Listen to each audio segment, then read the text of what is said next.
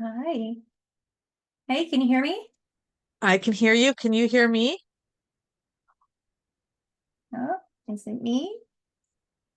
Or is it you? Oh, Can you hear me? Oh, yeah. Can you hear me? Okay, hold on. why is my computer? Oh, God. Hold on. I think I figured out the problem. Can Oh, you hear me? yeah. Can you hear me? This is so weird. Oh, hold on. How about now? I can hear you the whole time. Perfect. I couldn't hear you, so I can hear you now. Awesome. Okay. Okay, we'll see how this goes today because I'm camping once again. Okay. But I do have cell service here. I am using my Starlink, so if it gets a little bit iffy, I will jump over to hotspot on my phone and see how that works. Perfect. Um, Rita is not with us today. Okay. Okay, perfect.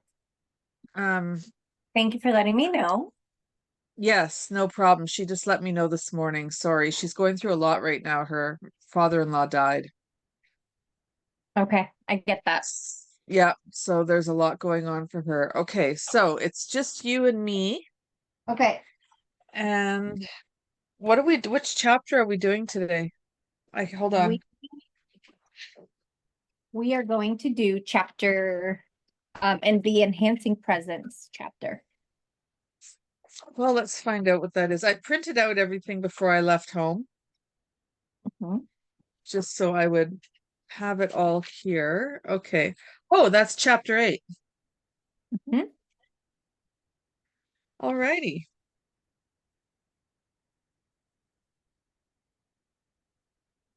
Good, good. Well, it's exciting to see you today.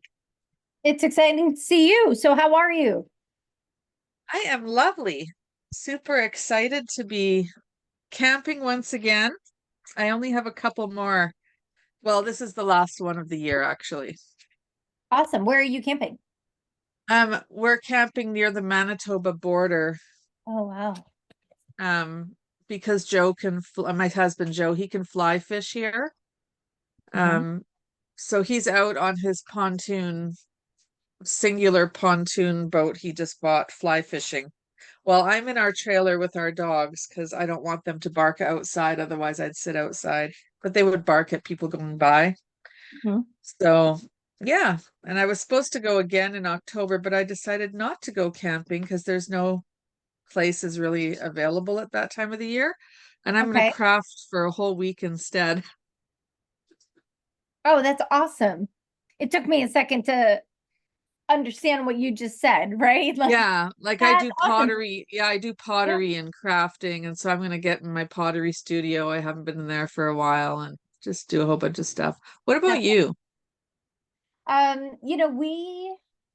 Where are we?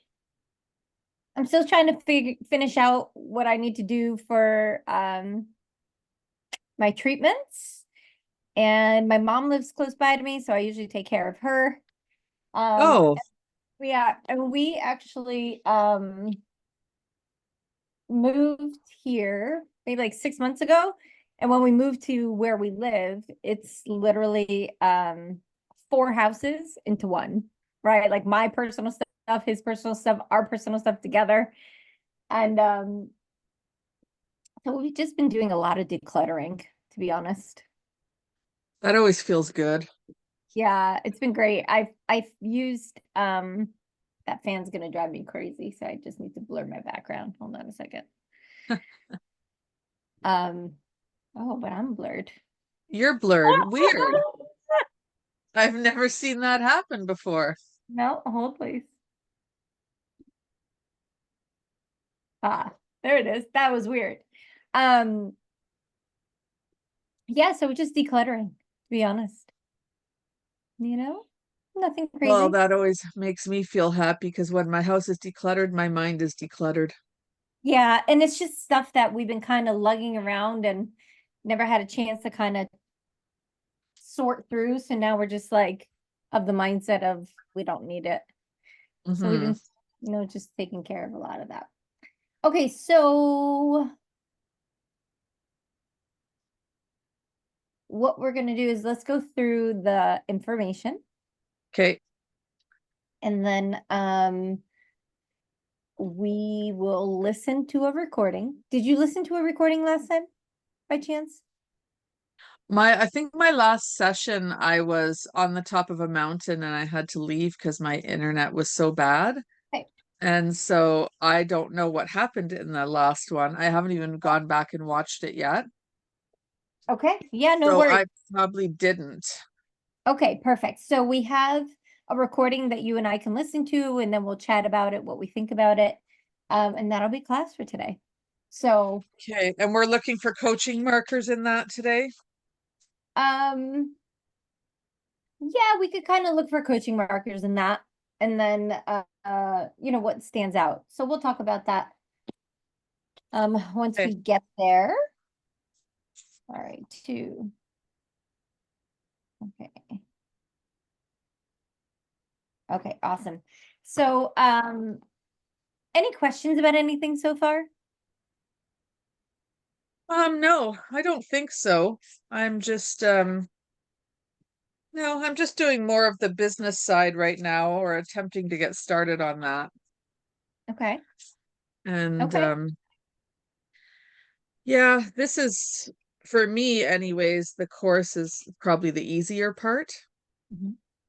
Um I'm excited. Cheryl and I haven't not met yet because of her stuff that was going on. We canceled and we rebooked and then I just looked at her and like, oh my gosh, we probably shouldn't be doing this today. Let's Oh, just do this another day. It's not going anywhere till we get to it. So I'm waiting to see um what the outcome is of my EQ mhm. evaluation test thing, quiz, whatever that I did. And so we'll see how that goes. And then I think right now I'm just working through the um, what if I can't make it in this business, you know, Mhm. mindset and always panicking.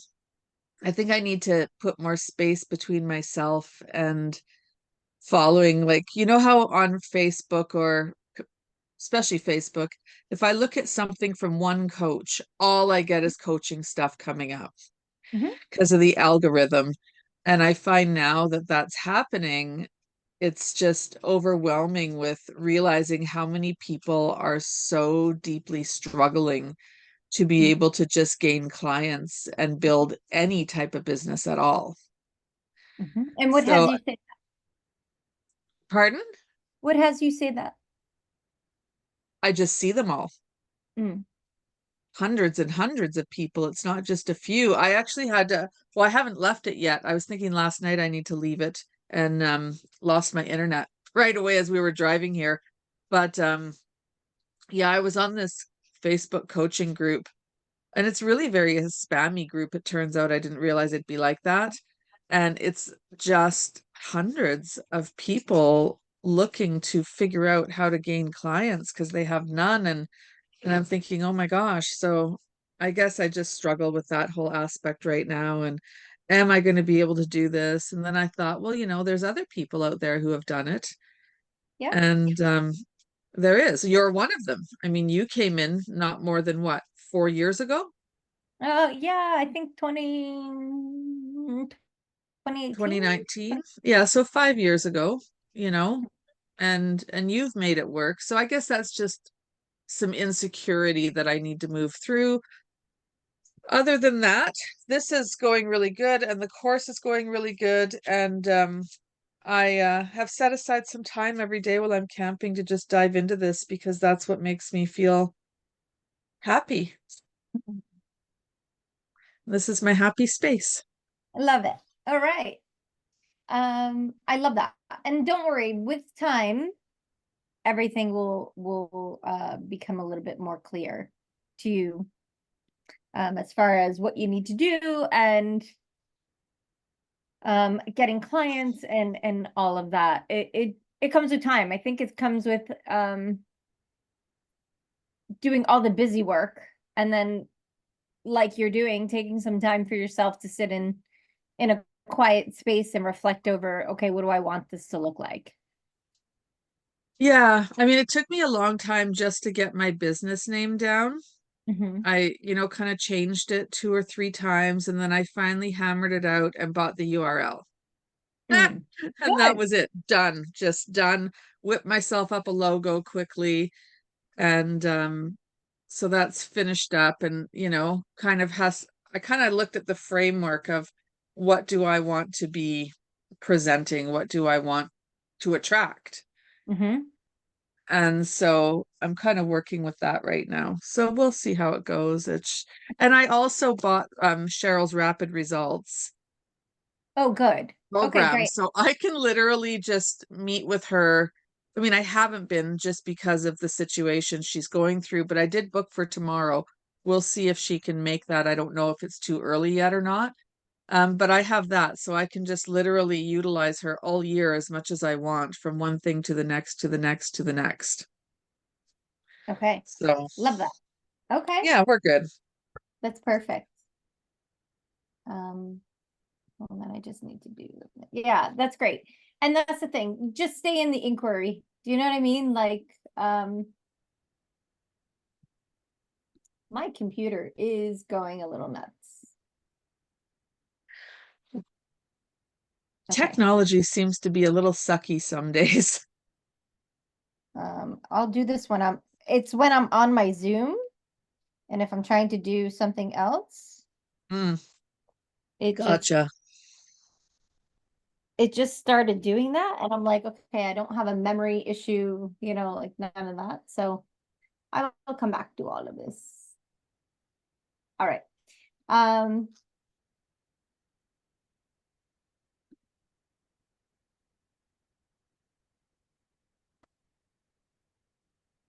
okay. So what I want to do is go ahead and this is so silly. What is happening?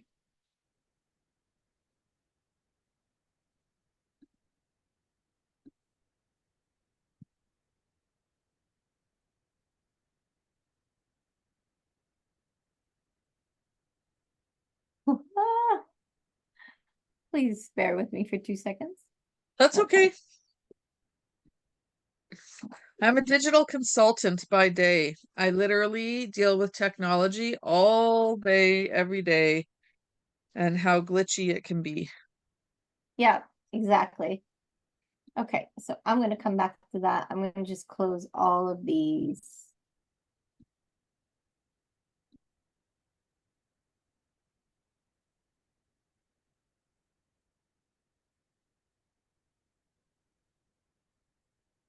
Okay, I'm going to just close all of that. Okay. So today we're going to talk about enhancing presence and how we enhance presence. Um, Before we do that, one of the things that, well,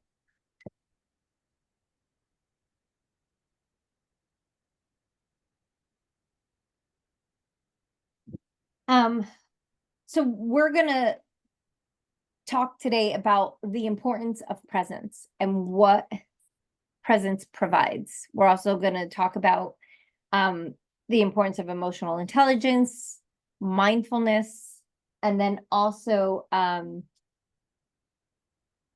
curiosity in coaching. So we're going to talk about the need for coaches to be present and also aware of like our clients' emotions, our emotions, and how we could help our client move forward is what we're going to talk about today. So, and then we're going to talk about being nosy versus being curious and how that impacts us as coaches and how it impacts our questions and how we connect with our clients as well. So, ultimately, what we're trying to create is an atmosphere where our clients can feel empowered and they can feel heard. So, when we talk about presence, I would love to hear from you. What is your definition of presence? Oh, I haven't thought about it. Um, to me, presence would be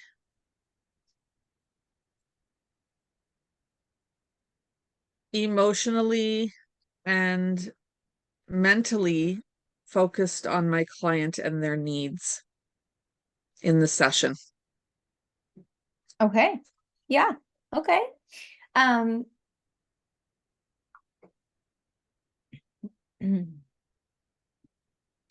presence is also, yeah, like it's also connecting, how you connect with somebody, how they feel seen, how they feel heard. So I love your description of that. Um, and ultimately presence is at the heart of coaching. If we are not present, if we're not present with each other, if we are not leaning into our conversations, it's going to make it really difficult to coach.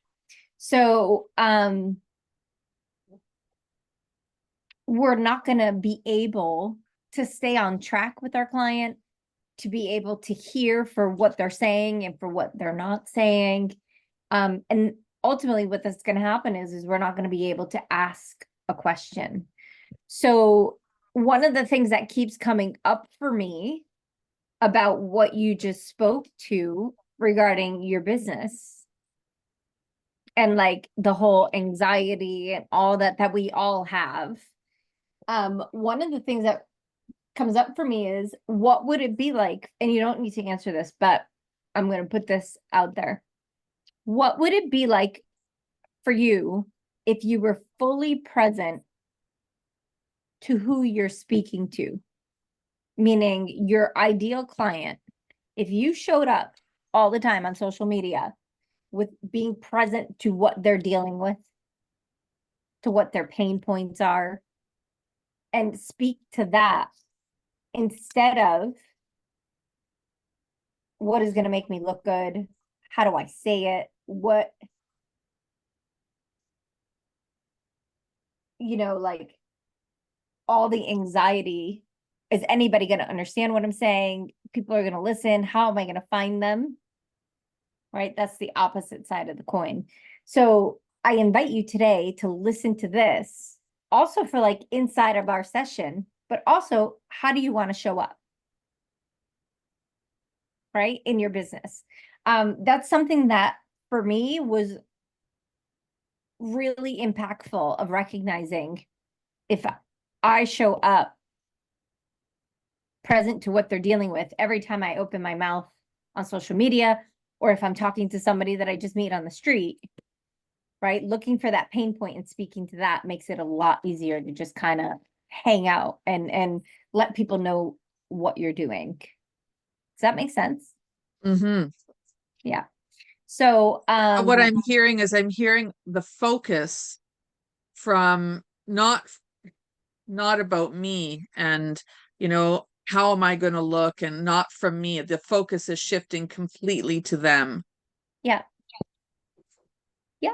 Yeah. Exactly. Exactly. It has nothing to do about you.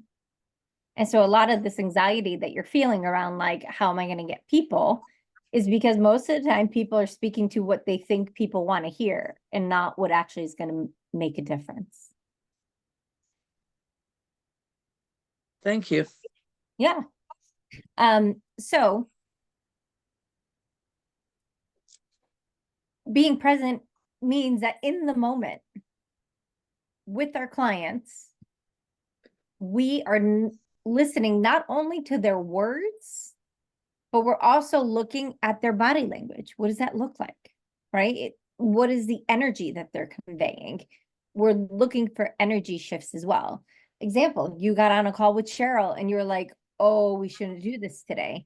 That was an energy. That was body language. That was the way that she showed up, made you aware that, you know what, I probably should reschedule because you were present to her.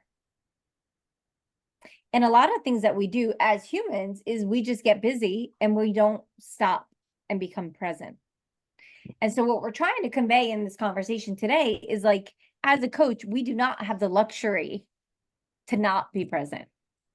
Our whole skill set is based on how present are we to each other. And so when we go through all of this conversation and we go through the coaching model and do all that, ultimately the big wins are, what do they want to talk about? What do they want to have, right? Getting that coaching agreement. And the rest is just being present to them. keeping that coaching agreement there and being present to what they're saying and trying to connect the dots for them. And that's why a lot of times, especially students will come and be like, I'm so afraid. I don't know. I'm an awful coach. Right. And I'm like, well, are you listening? Are you present? Because if you are, you're actually a really great coach.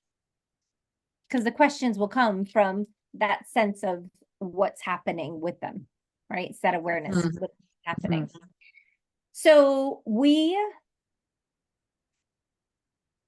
besides like the energy shifts, their body language and all that, ultimately we want to be really clear about their emotions.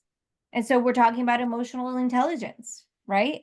There's an emotional connection there as well. So we're going to give them our undivided attention. We're going to not get distracted, distracted about being face to face with somebody, distracted about what we're thinking, what question we're going to ask, and also about whatever judgments we have. So one of the things about being present is you need to just let all that noise that's going on go. And a lot of times, once we're able to do that, and once we get really connected with somebody, it'll increase our confidence because we'll be really present and we'll be asking amazing questions and we will see them move forward. So a lot of times people are like, oh, I need to ask really great questions. Yeah, you do. But before you could even do that, you have to get present first. Right? So, and sometimes it's really tough for us to stay together, to stay, in sync with our clients. So part of the conversation today is going to be like, okay, well, what do you do? What do you do when you're not in sync with your client, right? So the number one thing that we need to do as coaches is make sure that our scheduling, first and foremost, leaves us some time between sessions. So some people do 15 minutes, some people do a half hour. I know for me, my ritual is in between clients, I literally leave my office. I go downstairs, I get myself something to eat, something to drink, and I go play with my dogs. I let my dogs out. I'll go for a quick little walk with them, and then I come back, right? It's kind of like a complete reset that I know when I'm sitting back down in the chair, I'm on again, right? So what would be something that you can create so that way in your personal life, in your coaching clients, like when you see that you're not present, what is something that you can do for you? I mean, like, say if I was to take a break or something? Yeah, like if you notice that like you're completely distracted or you're leaving a coaching conversation with somebody and you're really emotional about it, what would be something Oh, to do? that's easy for me. I would go hop in my hot tub for a half an hour Ah, or 20 minutes, even 5 minutes even. That's my place where I hop in there and it's like I literally envision the water sucking all of the stress and horribleness out of my body and filtering it through the filter and pouring out as wonderful, new, energetic water. I I love literally that. I envision this when I get into my hot tub.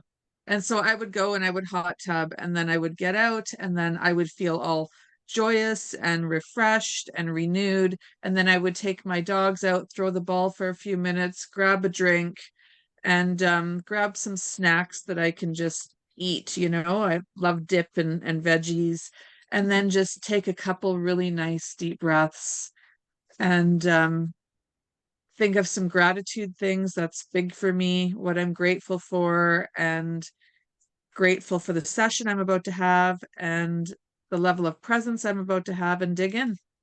Love that. And so how much time would you say you need in order to do that? Oh, I'd say a half an hour so I don't feel rushed.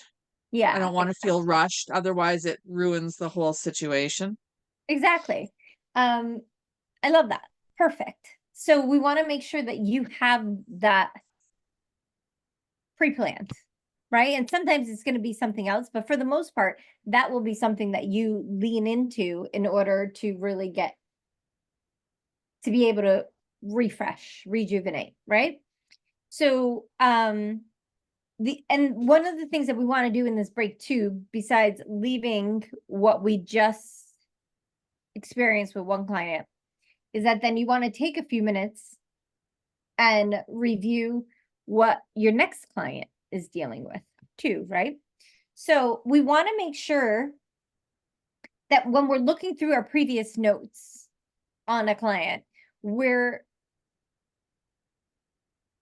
getting a sense of what they're dealing with, right? What their pattern is and what we need to potentially look out for. Whether that's some language that they use or it's something that is a recurring problem, we're at least familiar in our brains that, oh yeah, just in case, right? Like this seems to be their pattern of what they're dealing with.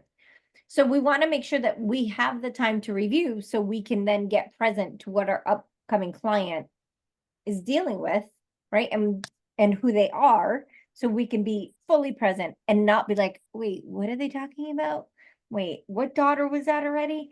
Who is that they're saying? Right? Like, so we want to make sure that we're familiar, is I guess is the better word. And then there's also external factors that we might experience. We might get a phone call.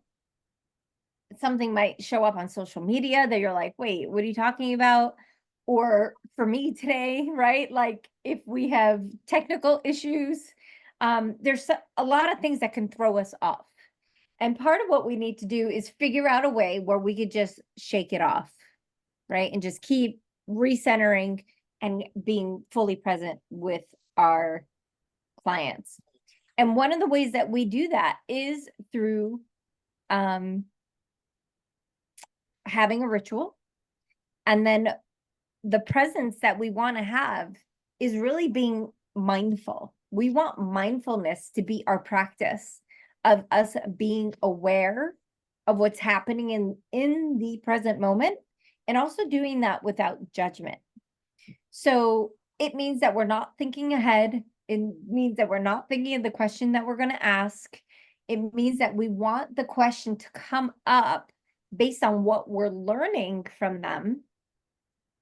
And we want to be able to peel back the layers with our questioning, so we get to the source of what's truly there. Because again, as a reminder, our clients might want to talk about, getting healthy, but we want to know a little deeper. I was like, okay, what's your catalyst as to why? Why do you want to get healthy now? Right? Oh, my brother got diagnosed with X, Y, or Z, or my grandchild was just born and I want to make sure I'm there for their 20th birthday, right? So being present is what's going to be able for us to really start asking those questions to dig deeper. So the chapter has, let me see. There's a couple of examples in here that I'm going to, can you see them? I can. Okay, awesome. So a couple of examples of presence and coaching. You'll see here a coach who notices their mind wandering during a session. Can gently bring their focus back to their client, demonstrating the ability to manage their intention and be present. For me, one of the ways that I handle that is I use the column on a notepad to put any thoughts that I'm having that is not what the client is saying. So any questions, any thoughts, any things of, oh, I need to go pick up some milk, right? Anything that comes across, I put that down in the column on my notes, right?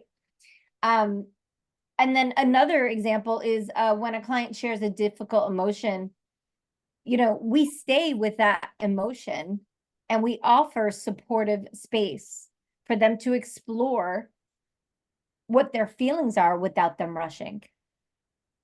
And the way that we do that is we do that by deepening their presence to curiosity. So hold on one second. Where is my... Oh, there it is. Okay. So we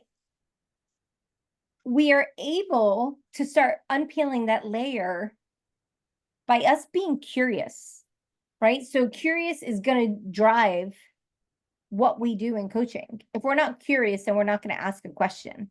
And so that's why we always tell people, do this in your personal life. Just don't wait for you to get in front of a client. Like, ask powerful questions to people in your life. And so when we have a genuine curiosity, we're able to then ask the questions to see what has our clients tick. Why, what's their why, right? So what we want to know what's working for them, what makes them successful, and the areas that aren't working as well for them as they want to. We want to understand what's behind the feelings that they're having. And so when we have curiosity, we really get to explore, really go in really deeply to what they're dealing with and what their why is, and just get to that source for them. And the more that we do that, the more they're going to recognize value, and the more they're going to think that we're an awesome coach. We know we're awesome, but when they get value from what we're doing, then they're going to tell everybody else that you're awesome. So going back to you saying, and we all have this, right? That I'm a little anxious. Like, how am I going to get my next clients? Like, what if I don't do a good job? What if I'm not present? What if I can't get that breakthrough for them? So it takes the pressure off, because we know that just by being present and by being curious and asking questions, they're already going to get something of value for themselves, right? Our listening alone is valuable to them. So we want to make sure that we blend together presence and curiosity. Because if you're not curious and you're present, you may not ask a question. And if you're only curious but you're not present, what you may be asking may not be that question that they need in order to really get to the source of what they're dealing with, right? So we want to make sure that we have both of them together.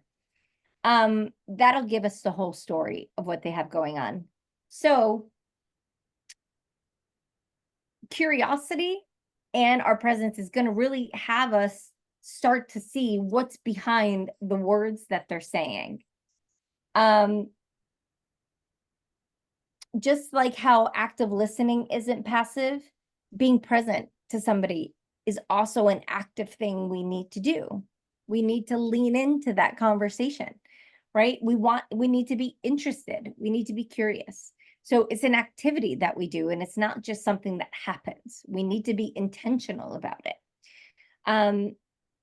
So the way that we start being present and being curious, again, is through our questionings. Our open-ended questions are going to provide that for us. We also want them to come from that state of curiosity where there's no preconceived notions, right? We don't have a predestined path that we want our client to go down. And then we don't want it. And one of the things that we also don't want to do is have our curiosity come from a place of being nosy versus being curious, and a curiosity that moves them forward. So examples of being curious would be something, a question that looks something like, hey, I'm curious about what you just said. It sounds like that holds a lot of meaning for you. Can you tell me more about that? Right? Or I noticed a shift when you were speaking. Can you tell me more about that? As opposed to being nosy, right? When we talk about being nosy, it's going to be one of those things of, why do you think Harry did that? Well, instead of like, oh, well, how did that make you feel when she did that? Asking a question of why do you think she did that?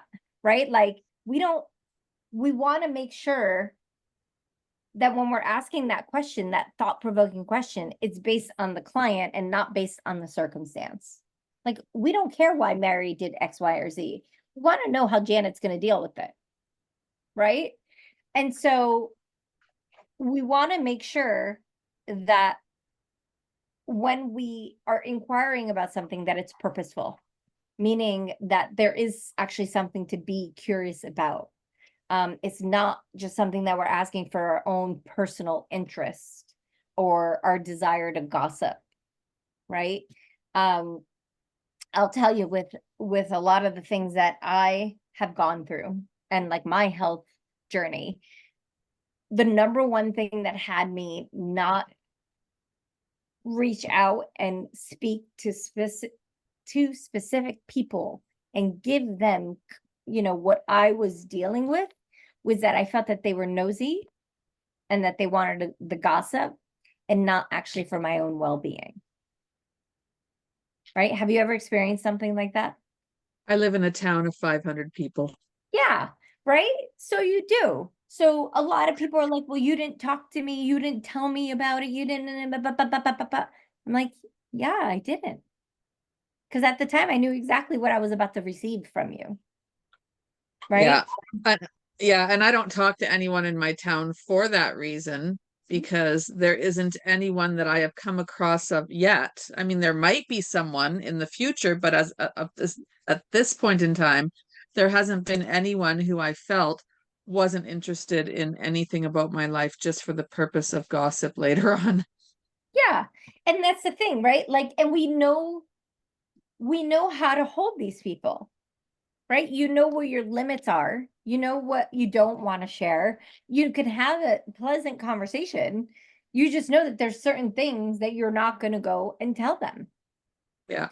So with our clients, we want to make sure that we're staying down that avenue for them, that what we're saying will be objective and it's not to serve our own purpose, right? And we want to also make sure that when we are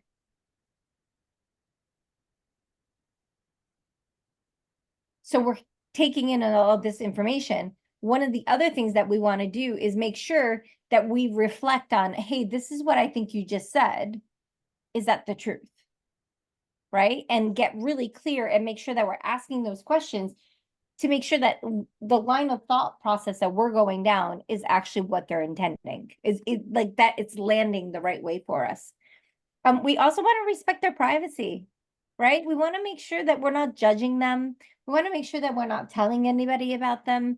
We want to make sure that, like, if they don't want to talk about something, that we leave it alone. So a lot of times when a client, we hit a nerve, is how I like to call it, and they're a little unsure as to whether or not they're apprehensive. One of the things that I like to do is I give them tons of space of silence. I just let them sit there for a second. And then I'm like, what's there for you? Like, what's that thought?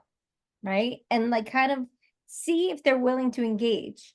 If they are not willing to engage, which a lot of times is because it's either something they don't want to face, they don't want to own up to it, they don't want to tell you because they don't trust you, or they feel really uncomfortable, it's not a safe space, they won't engage. And so how I like to handle that is I let them understand the impact that it's having on their life. Meaning, I get you don't want to talk to me about it, but if there's somebody else in your life that you would feel comfortable talking about it, like I highly advise you to do that, because this is that one thing that you're dealing with right now that is really affecting everything else you have going on. Right? And a lot of times when I say that, they'll open up and they'll actually talk to me about it. Right? And it's because I'm acknowledging, like, look, I get that this is a big deal for you. I see that you're uncomfortable. And we take the pressure out of, like, it doesn't need to be me. but I highly advise you to take a look at this area here. And I wouldn't use the word advise, but it's what's coming out right now, right? Mm-hmm. But we want to make sure that we're having them become aware, like, oh, this is something to really examine for yourself, right? And the reason why we don't push them is because we don't want to, like, it's that dance, right? We go a little deeper, they may or may not engage. We want to kind of make sure that we feel it out. And we don't want to push them too far because then they're going to shut down on us. And then when they shut down, we're not going anywhere, right? It's actually going to backfire. So we want to have that dance with them and get them a little bit, I don't want to use the word uncomfortable, but thought provoked. So probably the better way to say it, and see if they're willing to engage. And one of the things is when we're asking our questions, we want to make sure that we are fully aware of why that question is being asked, meaning that we have an awareness on it for ourselves, that it's because it's in the client's interest and not for our own personal interest, right? And then we also need to talk about boundaries, right? So we want to make sure that the boundaries are clearly communicated within the coaching relationship. And this will really set the standard for our professional integrity. A lot of times I have friends that finally recognize what I do. And so these are people that I've known, I don't know, from high school, from college, at the gym. And so they'll get on a call with me and they're trying to be my girlfriend. Right. And I allow that to go for a little bit. Well, I'm like, oh, I'm doing great. Oh, how's Dan?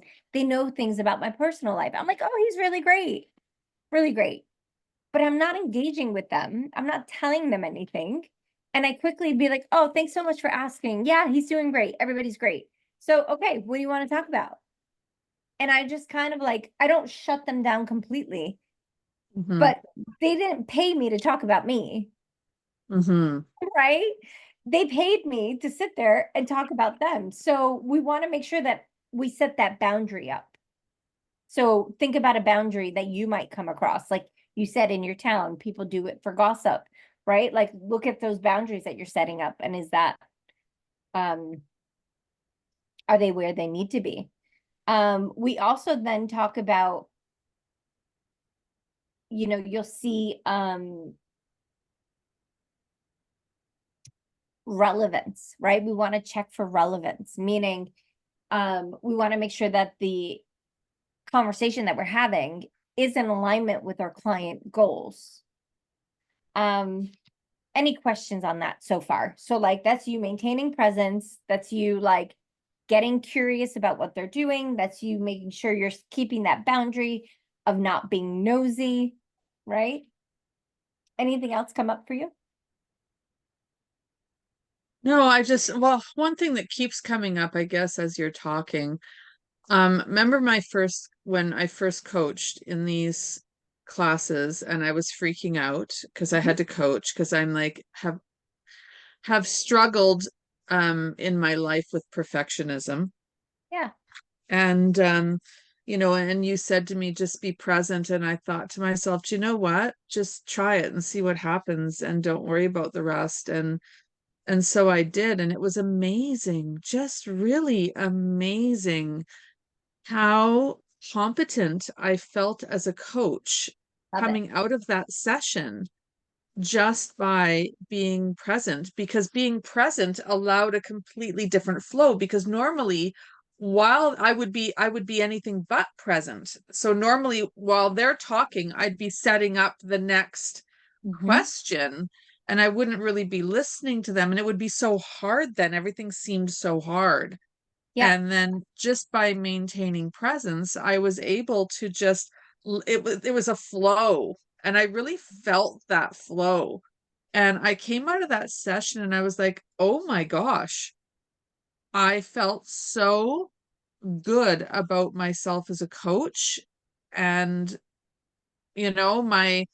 my level of presence, but the outcome of our coaching session, I just really loved it. And so for me, I mean, I've now had that one experience of how being present can dramatically change everything about a coaching session.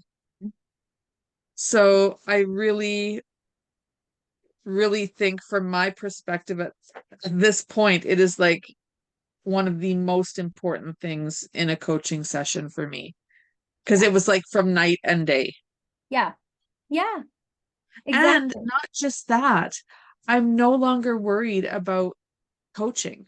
I'm no longer worried about my next coaching session or how is it going to go, and how am I, yes, I always want to increase my competencies and you know, and as a coach, but that will come with more regular coaching and saying, okay, well, looking back, reflecting, experience basically. Mhm. I just be gaining more experience, but it's amazing how I no longer feel this panic as a coach and no longer feel concerned about my performance because my main concern is being present for my client.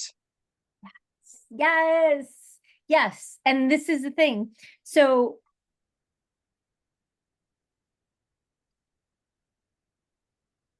it's the number one way on how we can coach anybody about anything.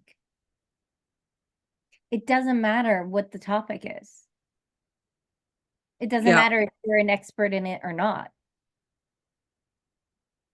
because Yeah, you're I just find when I did my first certification with WCI, Mhm, I really struggled to understand that. Like, don't you have to know about this? Don't you? And I thought, oh no, you do if you're a consultant, because yes, I'm a consultant at my current job. But as a coach, you don't have to know anything about anything. You just have to know the coaching skills to be able to guide them to find their answers. exactly.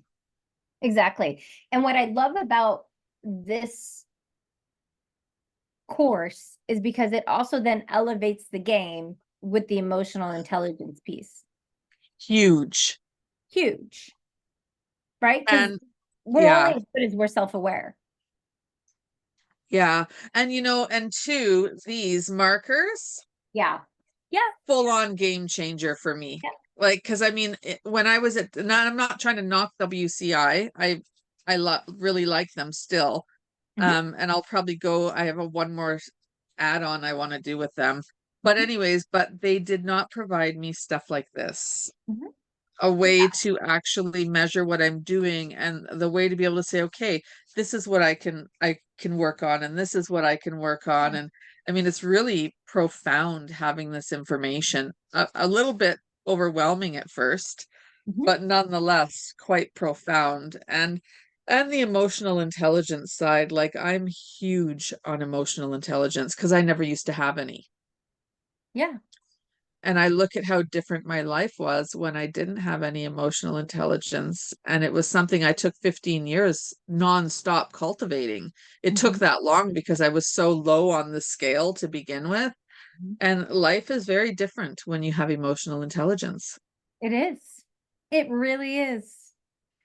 It- And so is coaching sessions. Mhm, And realizing that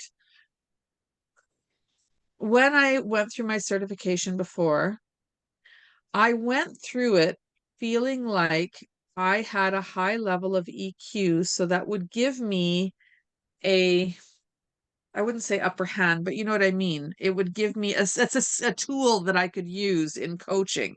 mhm, But then when I did my certification, it wasn't something that was ever even touched on. mhm. And so I very quickly thought, oh, and I didn't really grasp how am I going to bring this into my coaching. And I just kind of thought, well, I guess it doesn't come into my coaching, but yes, it must. And I just had a lot of confusion Yeah. surrounding that whole situation. And then Cheryl came up with this course, and I looked at it and looked at my husband and said, I'm spending a whole bunch of money right now.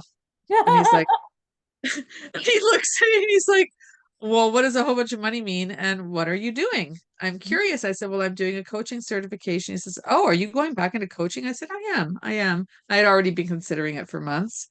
And that Yeah. was sealed the deal. And I was like, oh my gosh. So now I feel really great that Mhm. what I always felt was a really great strength of mine can now be used in Yes. my coaching in the way I always wanted it to be from the beginning. Yes. Yes. That's It, amazing. it's Exactly. brilliant. Sorry I went off on all of that. I'm just No, really I love excited it. about it. I love it. I think it's so, so good. So good. And Yeah. that, yeah, it's just so good. And I had a conversation the other day, and I'm blanking on on how it started. So I'll think about it and then we'll revisit. But it is truly miraculous what can happen when, as a coach, we care enough to just stay with it and just stay with our clients and be like present and engaged. We don't need to be anything else. It's just so good. And so when we talk about emotional intelligence with presence, it's what's going to have us be go deeper and be really engaged and have our clients engage with us because they can feel that from you. And it's Hmm. so powerful. So powerful. Um, And I think too that would have them coming continuing to come back to us because it builds connection and you're the person who's actually actively there listening. The trust and rapport just in that alone skyrockets, I would imagine. yeah, it does. It does. Absolutely. Um, I mean, I have people coming, like, I have this clearing lately that people that I don't even think I didn't recognize that they were paying attention are showing me now that they're paying attention. Right. So it made me realize that, like, just because it's a no right now doesn't mean it's a no always. Hmm. Right. People just have to be in that space to be able Yeah. to get support. So it's really great because then you just don't get discouraged about, especially about a certain person, right? Like when you could just see that you could be of support and they're just a no. You're like, okay, not right now. Got it. Gives you a lot of freedom. Yeah, it does. Yeah. It does. And I just really love how you talked earlier about how I wrote it down, how do I want to show up for them? The focus isn't me, it's them, and I need to speak to them based on what they need. It just relieves so much pressure Mm-hmm. Yeah. and it allows authenticity to shine Yes. and to just be able to talk like a normal human being and not feel like I need to be an expert in my niche. And I mean, yes, like I am really competent in my niche, but the whole point is just being present and how I show up for them. I just feel so much freedom from your words. Thank you. No, I love that. I Yeah, love me that. too. Me Thank too. You have you. no idea. Well, thank you. Yeah, Mm. it's so good. I can't wait to see what you do. I'm so excited. So okay, the emotional intelligence piece, let's just close this out right quick. So the emotional intelligence components that contribute to coaching, right? So emotional intelligence plays a crucial role in presence. It's what's going to allow us to go deeper. It's what's going to allow us to get really meaningful connections with our clients. And it's really our ability to manage our emotions in the face of our client and what they're dealing with, and also us being able to recognize and influence their emotions. So the first thing is that when it comes to coaching, us being able to self regulate ourselves is really going to allow us to maintain our presence, to maintain our composure. We're not gonna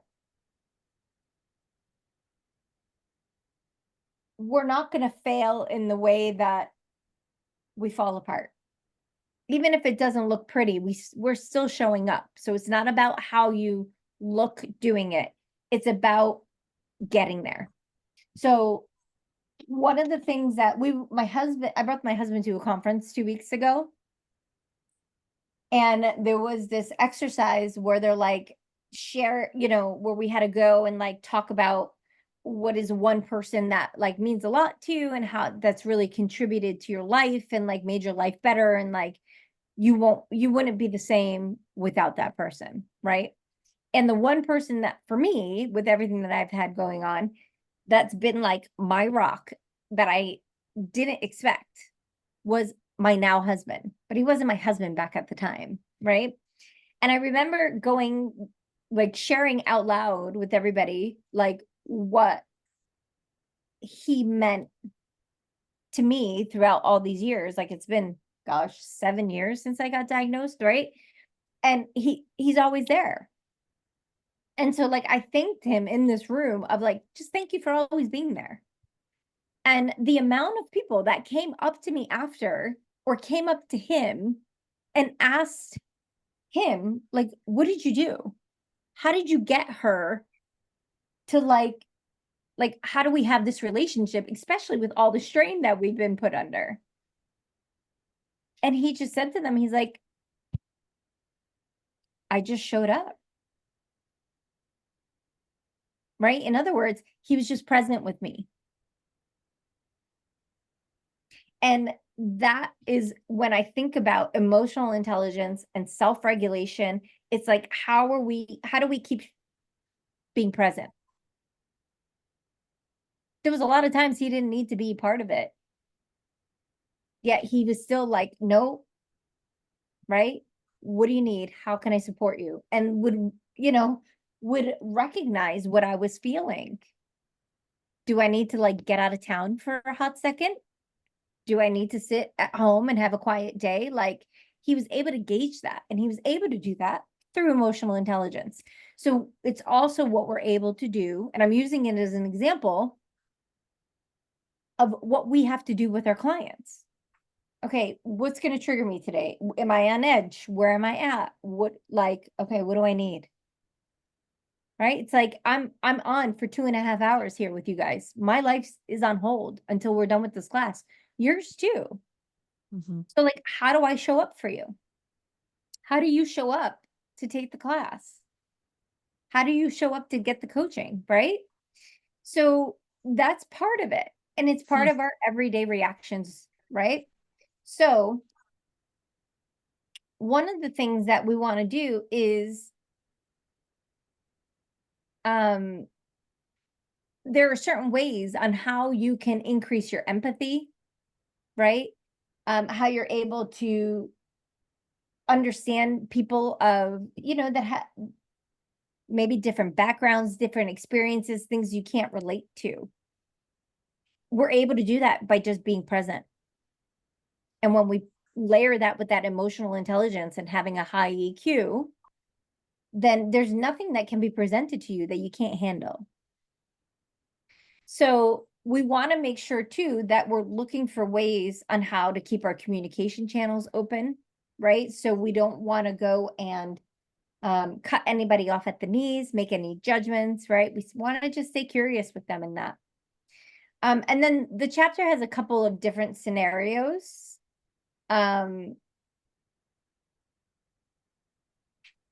As far as like how to handle people when they show up. So one of them would be your clients at a crossroads. They don't know what they want to do. Do they want to stay in corporate or do they want to become a coach? And right, I'm adding to it, but right, they're saying they're just not satisfied with their current job and they feel unfulfilled and are considering a significant career change. And they're just not sure if they should do it. So as a coach, what would be something that you would say?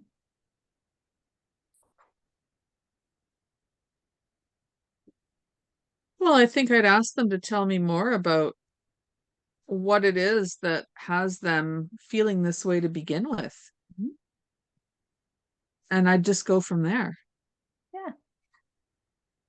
I mean, because there's a starting point at some point. They're sitting there, they're recognizing at some point, hey, I'm feeling unfulfilled. Okay, what about this has you unfulfilled? And then we would go from there and explore, like, is the coaching going to have you more fulfilled? Is there something that, are they idealizing this coaching and not realizing that they, like there's so much to explore around that. Mhm. And I would just get into that with them and have them find out where they're at Yeah. and what it's going to look like. Yeah. And the other thing too that I want you to consider is that they're saying that their job is unfulfilling, right? So before I would even go down well, depending how the conversation goes, right? You either go down that avenue and you figure out all the things that they don't like about it and what's going on. But then we also want to flip the coin and ask, well, what is fulfilling in your job? Before we get to the unfulfilling Mm, part, what do you like about your job? yeah, good idea. Right? So we always want to make sure that there are two sides to everything that they're saying. Um, Hmm. so then there's the other one.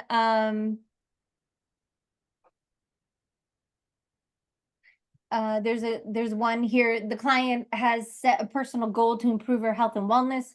She tried various diets and exercise, but hasn't been able to hasn't been able to maintain a consistent routine. Right. So what questions could you ask that would lead to valuable insights for this client? Um, well, I think I'd first want to explore why this is meaningful to her. Mhm. Um, and I'd want to know what she has tried Mhm. and what she hasn't tried. Mhm. Yeah. And, you know, I guess that's what I would want to know right now. I find it so funny.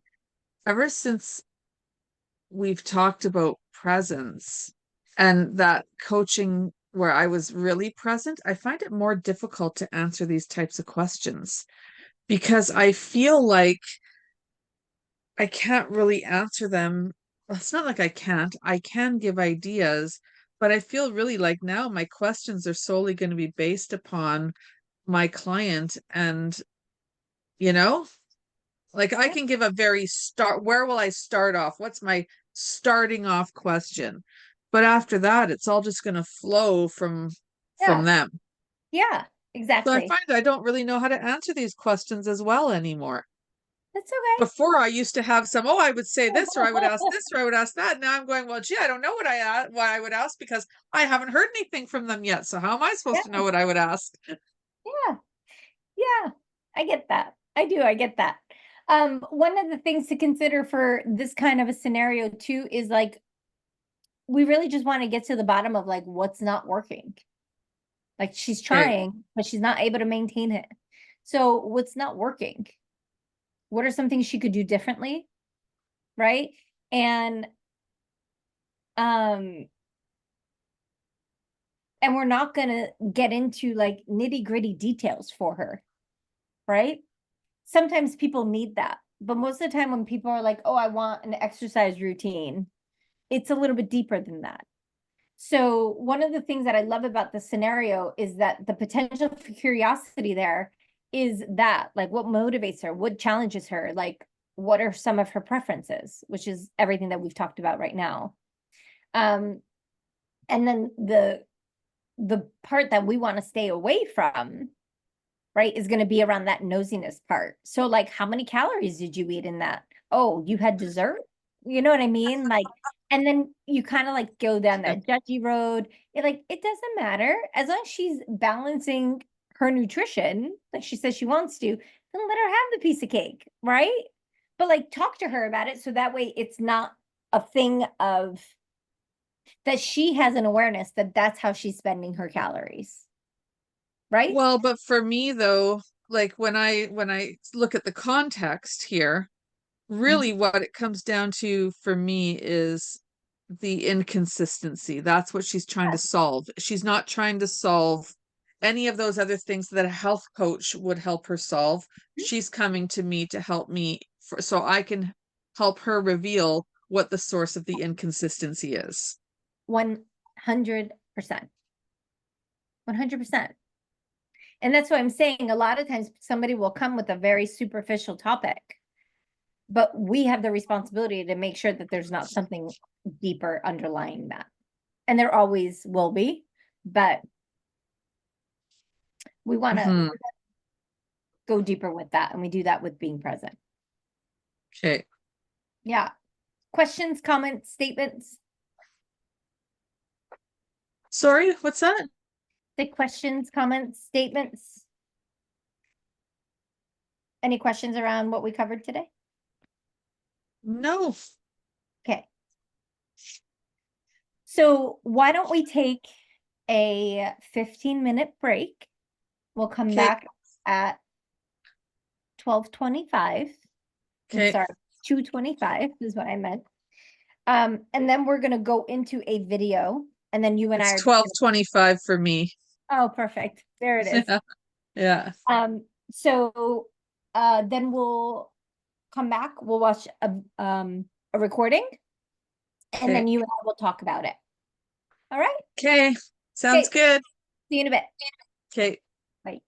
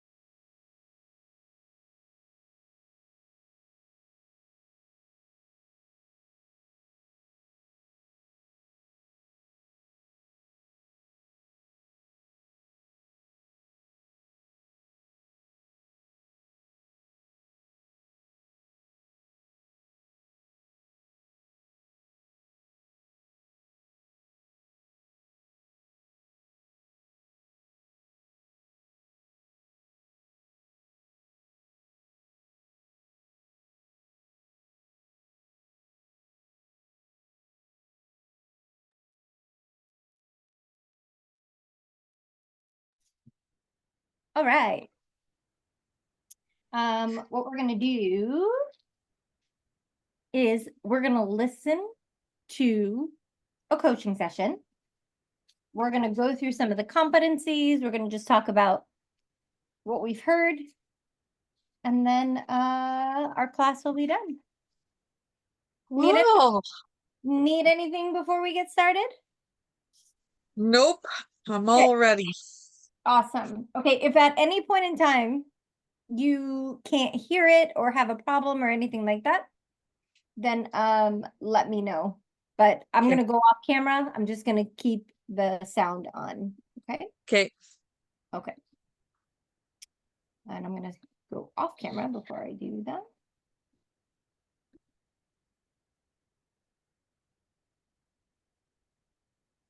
So, what would you like to explore in today's session?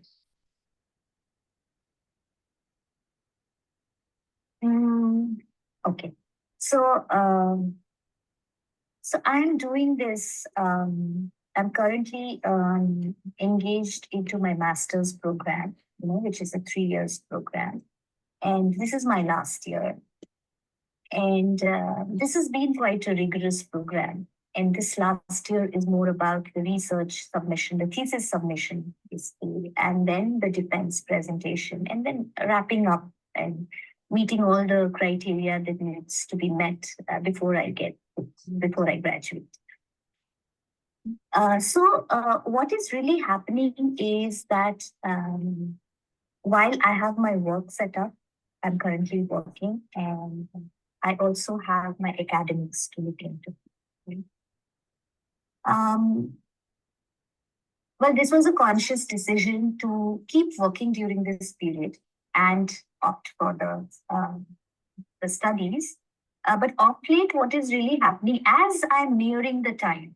So June is when I have to appear for my exams and presentations. As I'm nearing the time, I feel that I'm slowing down. I don't have that speed as I used to have. And maybe I felt that I'm overwhelmed with a lot of things that's happening. And I also understand that the speed that I'm working with is not serving me. Because there are many things that I need to look at. I need to finish my writing, then wrap up my research, and then work on the findings and editing and a lot of that as well.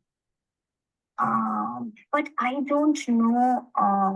I just I think I don't have that momentum anymore, and I'm unable to figure out what's really happening. Is it because I'm sailing through that uncertain phase? So am I feeling very uncertain about the whole thing? While one part of me knows that I'm certain about it, that I need to finish it this year.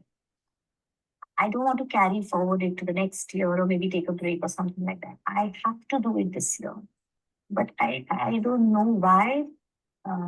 Last 15 days, I've been in that phase where I feel I need a push. Or maybe what is it that can push me? Or what is it that's happening to me? What can really make me speed up? And anything that can really help me here in this space. So with this, thoughts in my mind, I think I would like to explore this in today's session. Yeah. So you mentioned about slowing down, overwhelm, not having the momentum, needing a push. What would be the most important to achieve in this session? Okay.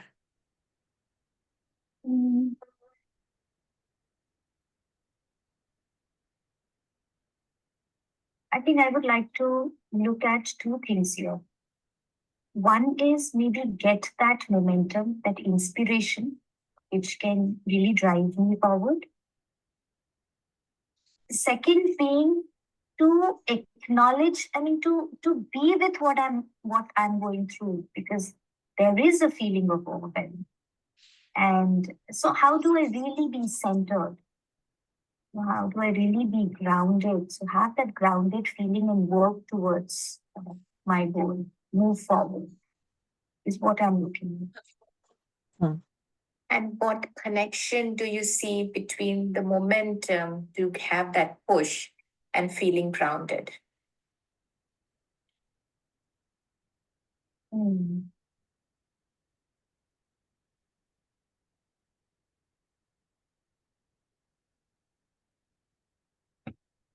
I think it's about being self-assured. When I'm talking about the stability, the centering that I'm looking at, maybe it's more about that internal confidence and that assurance that I will reach there. And so there's this sense of optimism, right?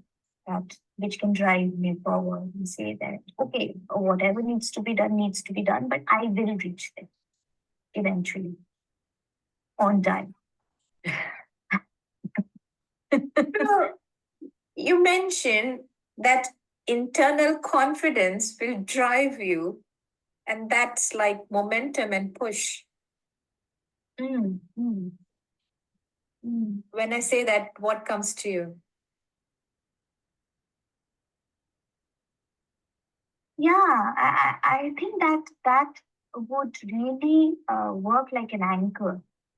Maybe something that can anchor me into the process or into. So maybe that anchor can give me the drive. So I know I am the driver. I mean, I am in the driving seat. But what's the support or what's the assurance that I have that maybe if I drive in a certain speed, I'll reach the destination. So that's the kind of analogy I can make right now where I am. Yeah, but one thing for sure, I am into the driving seat. And if I don't drive, there is no chance of reaching anywhere. So I need to drive. Maybe I might get off the road or maybe lose my direction, but that anchor would bring me back. So what could that compass, maybe some inner compass, or maybe, I don't know what would that be, but something which could help me be on track. And what will be the importance, and what do you see as the importance of an inner compass in achieving your goals in time?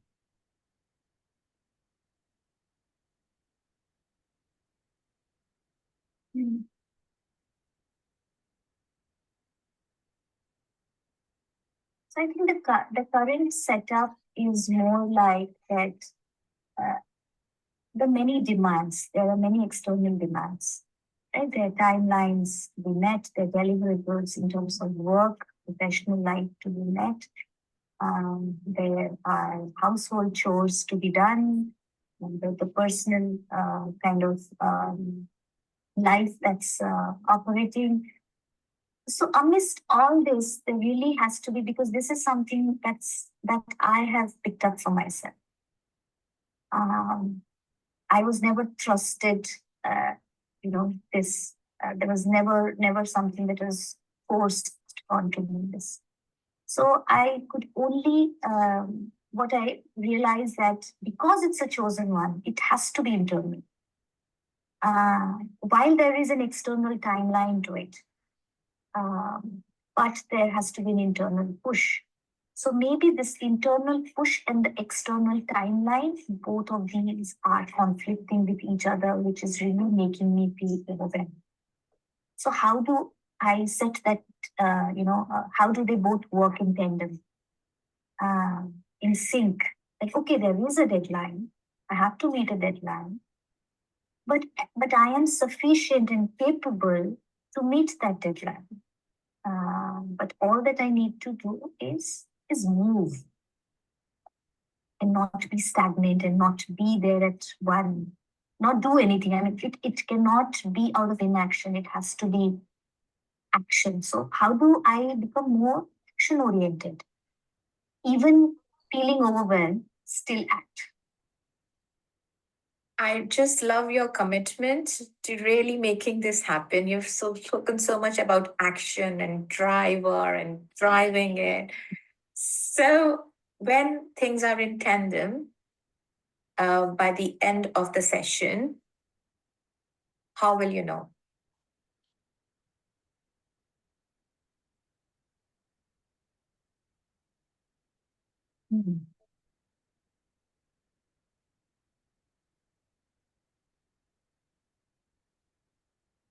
I think if I walk away with even one kind of strategy, which really feels promising for now, which really gives me that, which acts as that lamppost for me for now, so that I can try that out and progress and see what it has to bring to me, I think is good enough for me. Fabulous. So a lamppost to experiment and see how it goes. You're taking action. When you have that, how will you feel?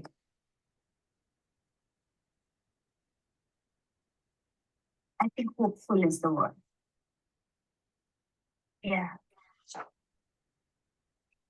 And when you are hopeful, how does it feel in your body? It's like a bulb or lighted up. It also feels light as I say the word hopeful. Then it feels, oh yeah, it is doable. So hopeful is doable at this moment. And when you said lighted, and there was a smile where your teeth just lighted. Oh my God. So how lighted or hopeful are you at this moment in the session? I'm hopeful that maybe I'll get away with it. Okay, so I'll take away with some. On a scale of 1 to 10, how hopeful are you about having that drive by the end of the session on a scale of 1 to 10, where 10 is very hopeful and 1 is less hopeful? Currently, my situation was a 5 when I came to you, but now it feels like I would say a 7. Really? I would say a 7 because 5 was really a feeling of immobility. And this point in time, this is really important for me to move from that place. 7 for me is good. I mean, I would say 7 is a start point for me to move to that 10. I cannot look at 5 as a start point for me to move to 10 because that seems quite like behind. And where would you like to be at the end of the session? Oh, I would really want to be at a 9.5, 10. Because with that strategy, I'm really looking forward to some action to begin. To test that and also test myself. So, what do you need to address to take action, even one step? What do you need to address?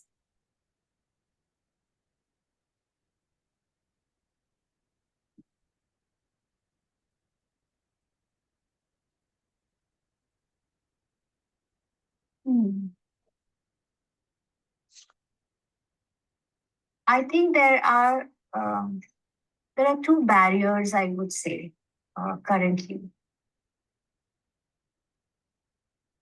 And maybe one barrier is supporting the other. I don't know, but it feels like the first one is that it's more of procrastination that's happening. So procrastination is one of the barriers, which is more like pushing things to a later time.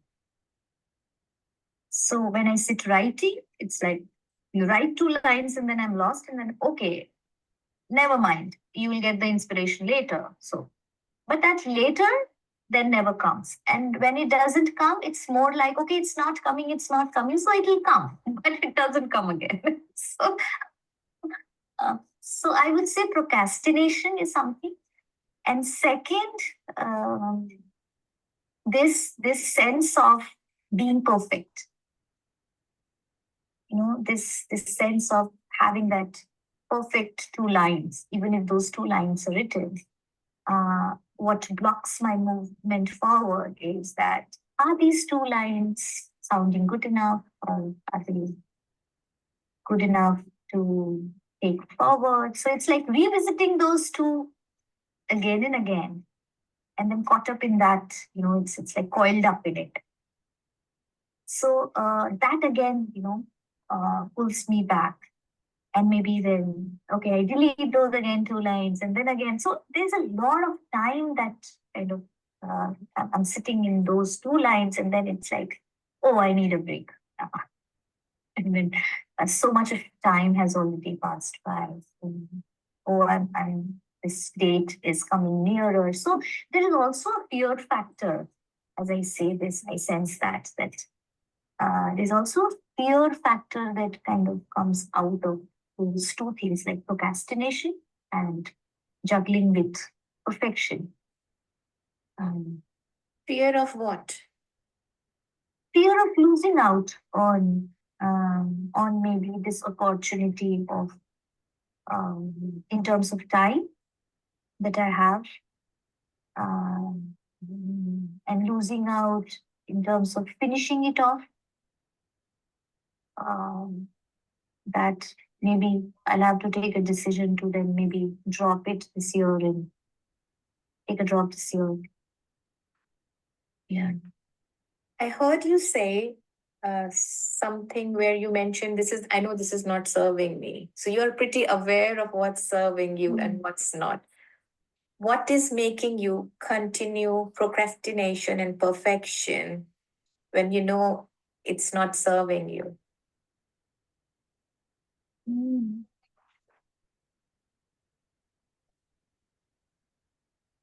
Yeah, I don't know. I'm not able to figure that out. That while I know these are the 2 things that are really these are blockers for it. But what is it that I can really do?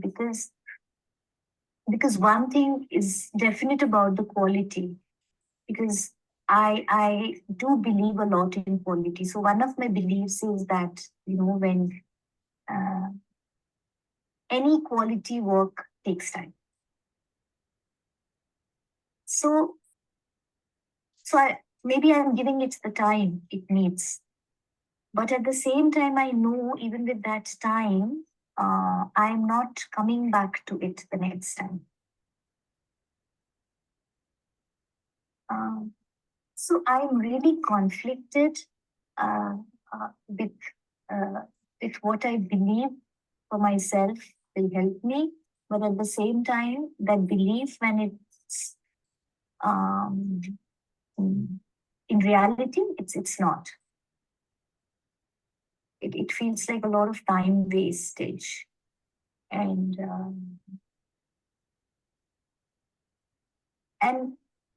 also when a lot of time goes into a certain thing wherein I don't see result coming out,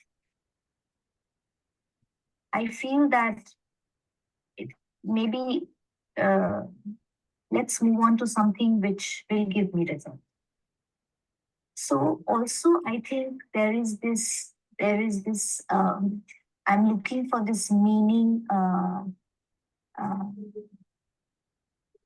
in something from where I can get some instant gratification, that something which maybe can yield me an instant result.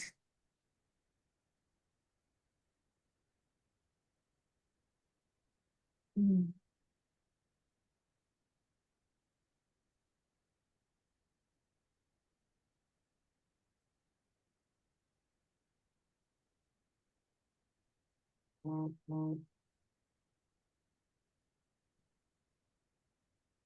Yeah, when I say instant,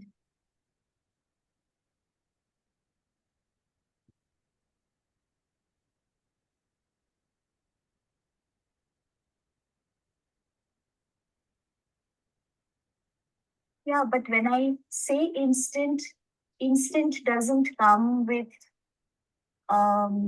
taking too much of load. And when I say if I want things to be faster than they are, then maybe I have to take smaller chunks.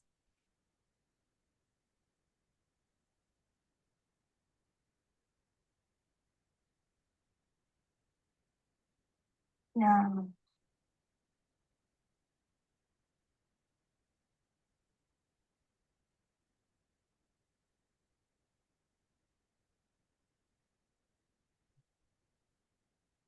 Mm.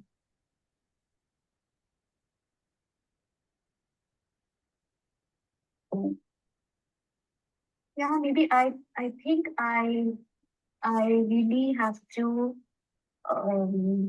put a boundary to what I take in a particular time. Like currently, it feels overwhelming, and nothing instantly comes out of it because it feels like a sea. So if I really make it small and um, and maybe give it a boundary, like I only have to look at from this to this. So this is the only chunk that I will work on today, or maybe in this 1 hour, or maybe in the next 2 hours. And I just focus on that one or two things that I take, rather than looking at the whole pieces and keeping it open. So moving from one page to the other page and then going back. So it looks like huge. Yeah. And I'm reminded of this when I say instant. I'm getting this. I don't know why I'm getting this 2-minute instant noodles, which is like when you open the packet and you immediately make it. So it's like it satiates your hunger.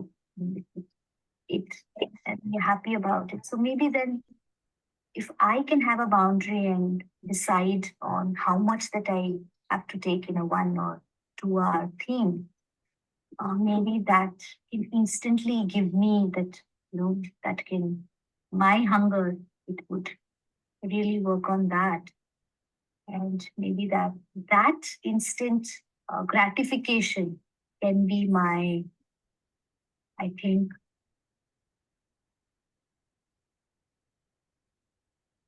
my compass, or that can drive me to take more, and try more.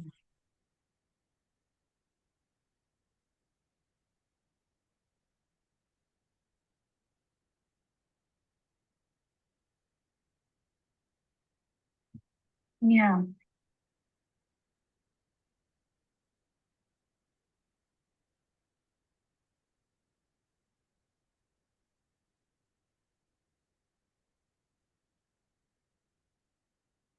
Mm.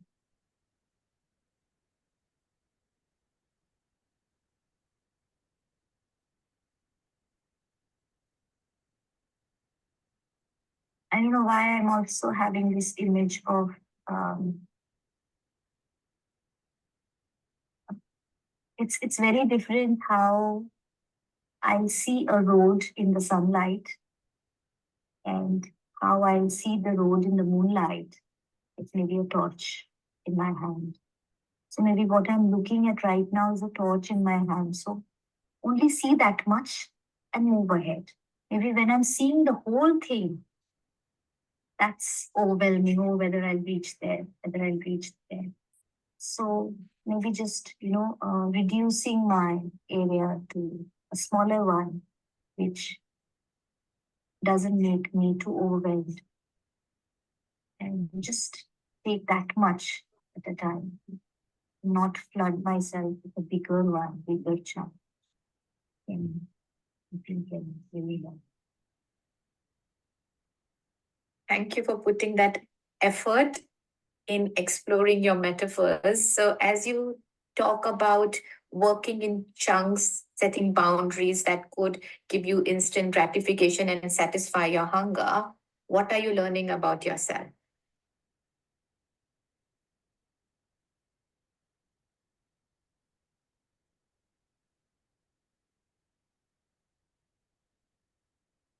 One thing for sure, I think I'm a storyteller.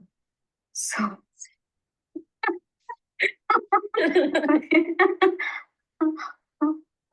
so and yeah, and I think I can use how can I use more of these metaphors and stories in my work, which could make me, which could also give me that direction. I mean, even that could be the giver of direction. So that's one thing. And the second thing is what I'm learning is less can be more. It need not be more to be more. Less can also be more. So at this point in time, I think taking it in chunks, lesser bites, I think will meet my hunger more than like gulping everything and not being able to digest it. So I think, yeah, I mean, definitely in terms of passion, in terms of vision, I'm looking at taking the whole of it inside.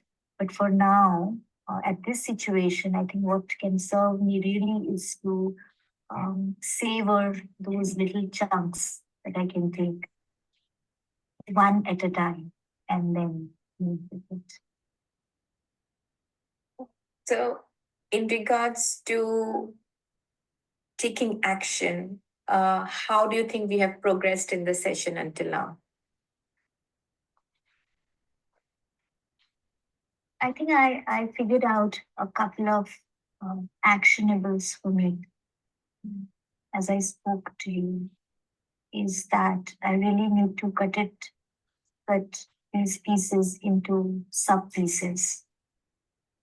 That's something that's the first thing that I'll do. And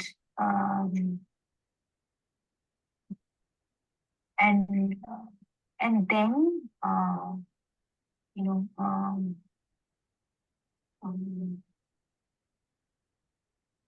taking those sub pieces, I mean, timing those sub pieces and just looking at those at a particular time might give me that impetus that I'm looking to move forward.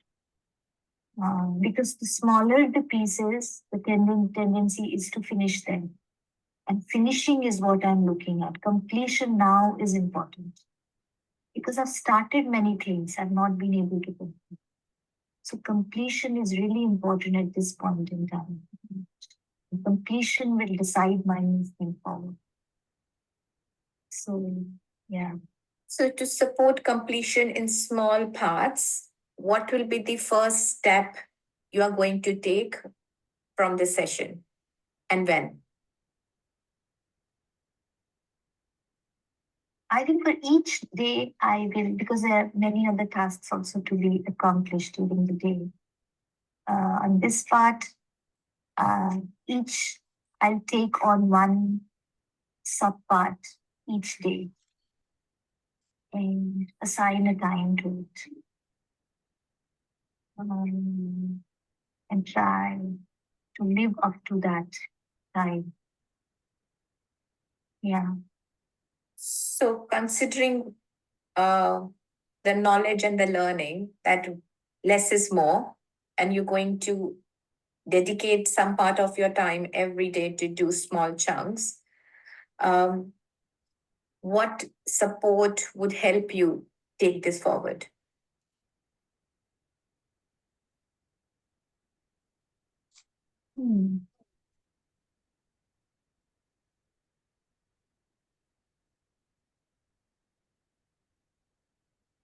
Support.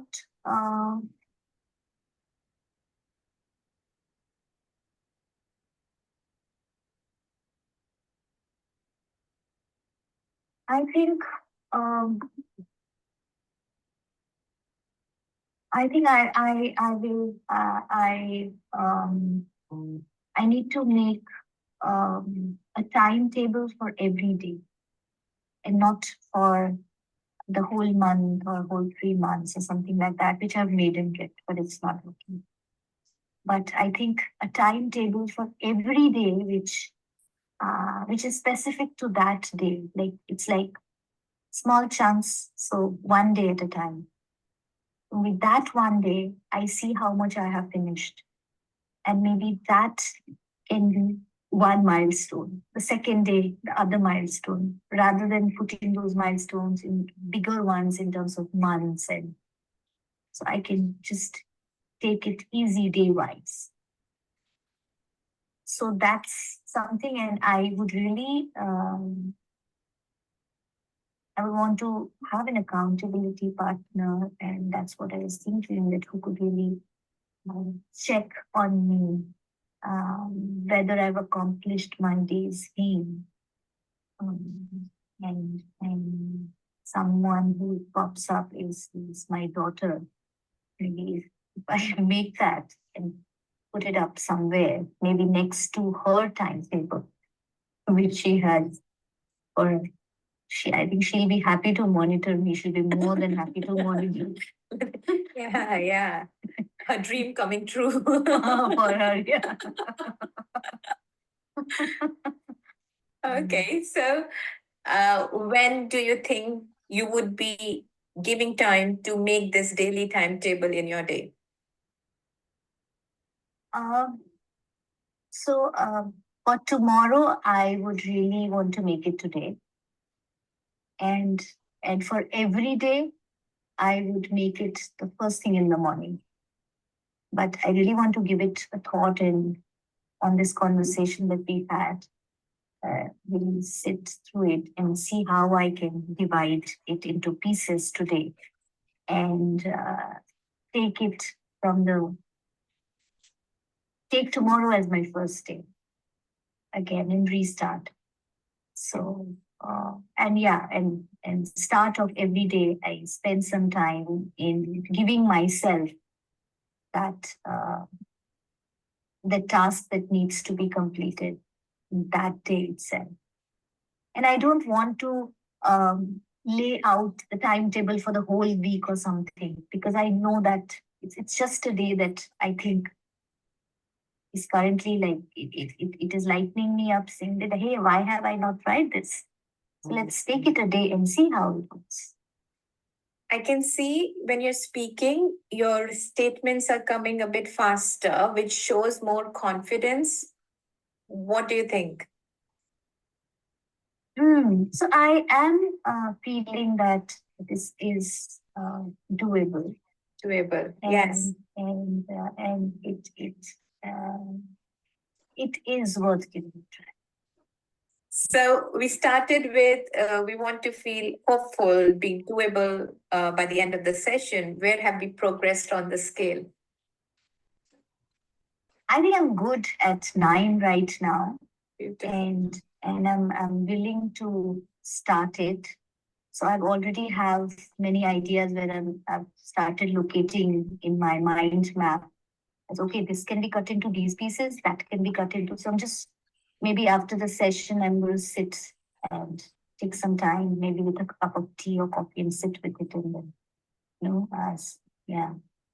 Thank you for, I could see you putting that effort. I really admire when you were really thinking and everything was happening in your mind and you had all these metaphors coming about the moonlight and the torch and beautiful work. It was amazing to see you. Is there anything else you would like to discuss about this topic before we finish? I think I'm good, Vidya, and thank you so much for holding the space for me. It really, it seems I mean, this was very important and it really helped. This conversation really helped me see through the other possibilities that are there, lying unexplored.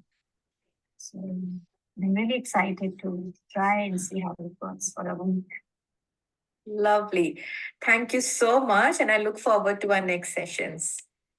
Thank you. How it goes, you're taking.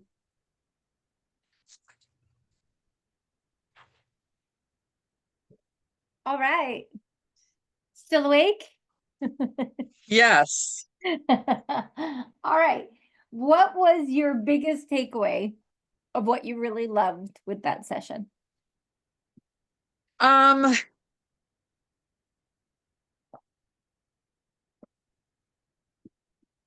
But what I loved about the session,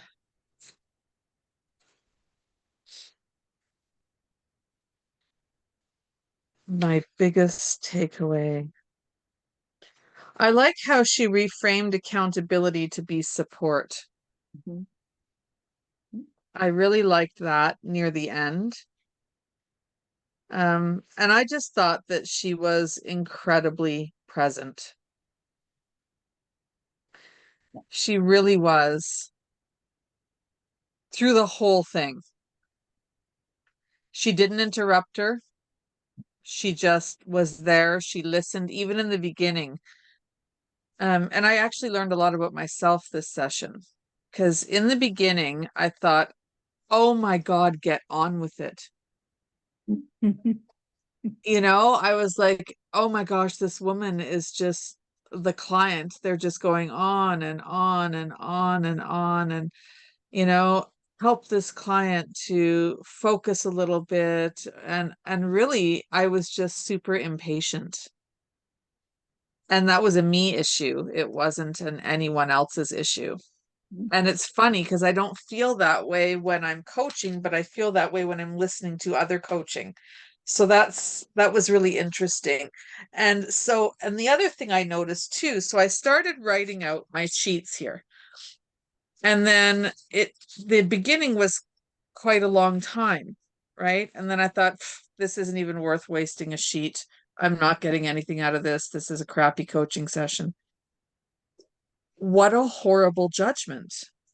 Because this ended up being really great. And so here I am now. I'm realizing, oh my gosh, Christine, get your shit together. And don't be like this, because it taught me a lot about myself. And now I'm starting to write, and I erased all my other stuff so I wouldn't waste the page. And now I didn't have all those notes there of what I was recognizing. And there wasn't a lot of notes, but I started seeing her at one point. The coach just started hitting all these markers. And I was like, oh my gosh, this is amazing. Yeah. So anyways, I learned more about me really than I did about the coaching session, but it was really, really a great session. Yeah. And the one thing, my biggest takeaway from that is her silence. Mm-hmm. The fact that she at no point rushed her. She gave her all the space. She didn't even say, like she just asked a question and stopped talking. Allowed a whole bunch of space, didn't rush the conversation. To your point, right? Like most of us have been like, all right, okay, yeah, where is it? Right. And she just kind of let her be however she showed up. And I guess I always have a fear that in doing that, the session's going to end up being an hour long. And that's really where that originates from. Yet it was 10 minutes before they move past the establishing and maintaining the agreement, a full 10 minutes. Yeah. And they still got in the rest of the 20 minutes to exactly where they wanted to be. She got her to the 9. In the end, she said she was a 9. And at the end, where is it here? She did like so much of all the and everything. She got so much in there. It was crazy. I'm kind of blown away by that.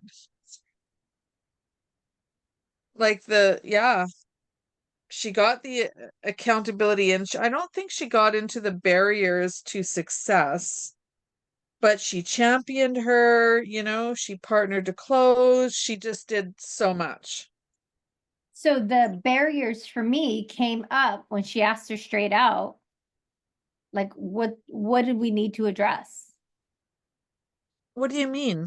What did I So miss there? What do we early on, like after she got clear as to what she wanted to talk about, like after that 10 minutes, Yeah. what she actually, because the way my listening went, right? And you're not wrong. You're not wrong. But the way my listening went was that the coachee knew exactly what she needed to do. She didn't need a strategy. She didn't need all that stuff. Right? She just needed somebody to hear her, validate her in a way, right? And when she said, right, she's like, well, what do you want? I just want to complete it faster. I feel like I'm not doing enough, right? That I want a strategy on how to move faster. And the next question she asked her was, tell me what we need to address for you to move faster. And she's like, well, I have 2 barriers. One is my procrastination. And then she went into this whole thing about her procrastination. So if you look at it that way, she already has what is standing in the way. Well, actually, you're right.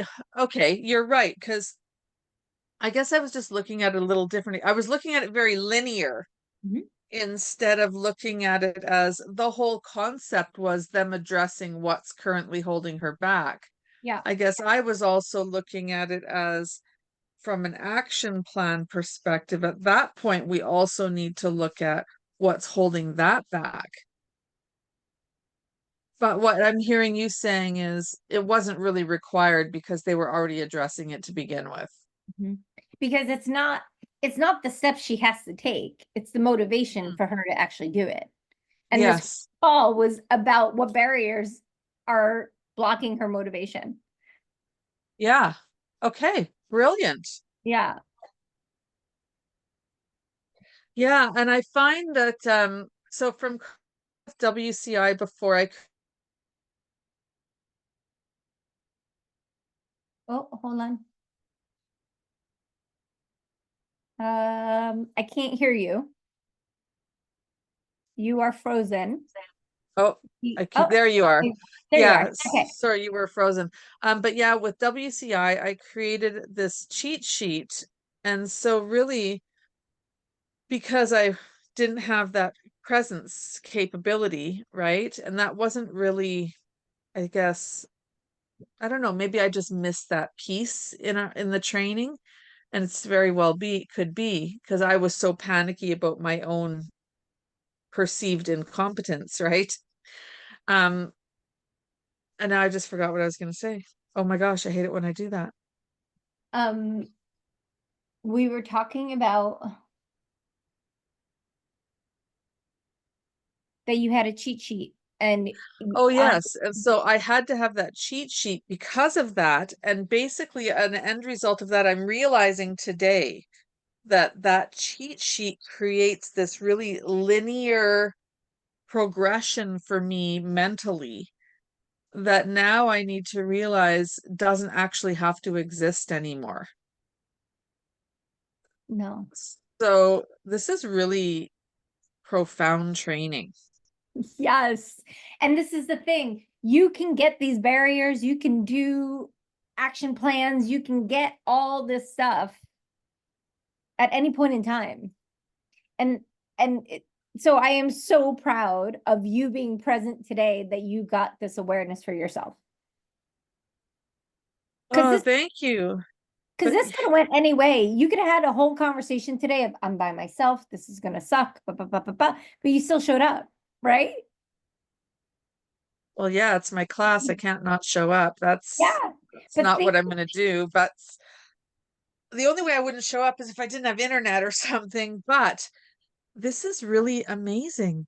It's just, I really feel my brain just almost hurting, grasping all, I don't know, for maybe they're just simple things, but for me, they're really profound concepts of, I feel like I've broken, or I'm breaking, should I say, out of this. The blinders are being removed, and it's like all of a sudden, oh, guess what? I'm going from thinking in black and white to gray, and now all of a sudden I'm seeing color, and Yeah. it's really amazing. So standing there, what can you create? Right? Well, anything I want. It's funny. I'm a really big supporter of course correction. Mhm. In my life, course correction has allowed me to be successful at everything I've ever tried to do.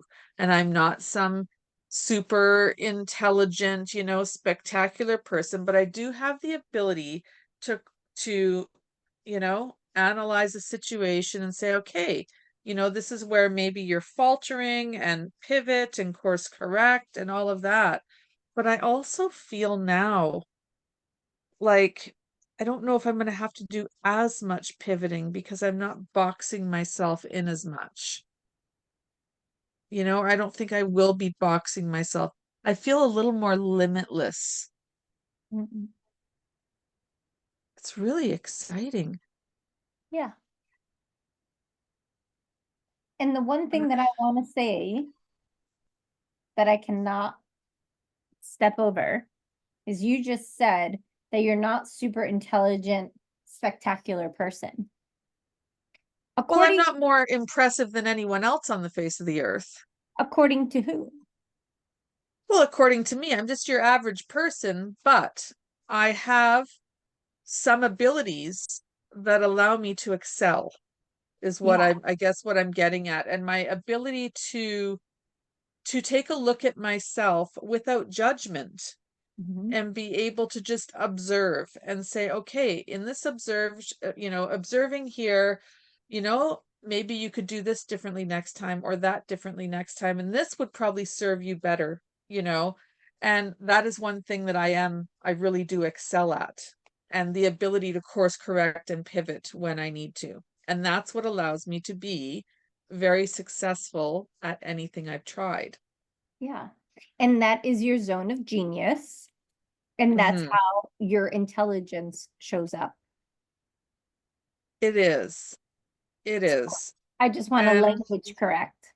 yeah, no, thank you. And that's what I meant. Like, I didn't Yeah. mean that I'm not amazing or anything. I think that in itself is pretty amazing, being able Yeah. to do that and having that within myself to do. So that is quite exciting. Um, but that helps me a lot, I think, because I've really been feeling quite insecure about my business and the whole business building side of things, and not really knowing where to start, without Mhm. an email list. And then I think to myself, well, I don't want to bug friends and family because I don't even have those. I Mhm. mean, I have some friends, but I'm very much a loner, and I really like it that way. Mhm. And, so I think, well, how am I going to get this started, and how I'm going to, get my first foot in there? And I think, but I mean, I know how to do that. I mean, I understand marketing. I'm a digital consultant. I mean, I can build I literally built the framework. I did my named myself. Once I finally got my name, It was like, okay, that's it. It's done. I knew that I knew that I knew. And then I did my logo, and then I created a just my first page of my website, and I did all of it in like an hour. It was Yeah. quick and easy. So I'll get there. But this was very enlightening. My initial judgment, my rushing it, my impatience, listening to that call really revealed to me a lot about myself and some areas where I can pivot and improve. It's quite exciting. Yeah. Yes. All right. So we have a couple minutes left. Now,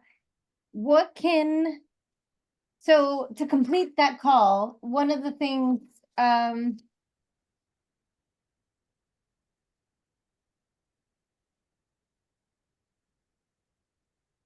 yeah, I mean, we covered the big bullet points. We have a couple minutes left. What do you need? How can we support you? What do I need? Yeah. Oh, I guess I just need to figure out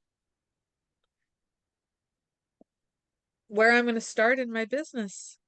What am I going to do first, and I think we all have those challenges as coaches, because so I have two main coaches in my life, and they're very different now that I've really noticed they're very different. So one is Cheryl, and I have viewed it's interesting that I'm here, come to think of it. So when I was coaching before, and I was just starting out before I got sick and I couldn't continue, I was attracted to fast and furious business building methods. They're out there all over the place. Now, my other coach does that. But that wasn't so much what attracted me. What attracted me to her, and I realize now what attracted me to both of them, was coming from a place of integrity and authenticity. Mm-hmm. But they both also have a different method of doing things. So my other coach is Camilla, and she is start a group coaching program and scale right off the bat, and away you go. You're just doing that, and you're gaining information through that initial group coaching program to be able to create an actual, program for people to go through that's evergreen, where they're able to just do it on their own without you there. And then there's Cheryl, who I see so Camilla grows like this, in my opinion. Cheryl grows like this.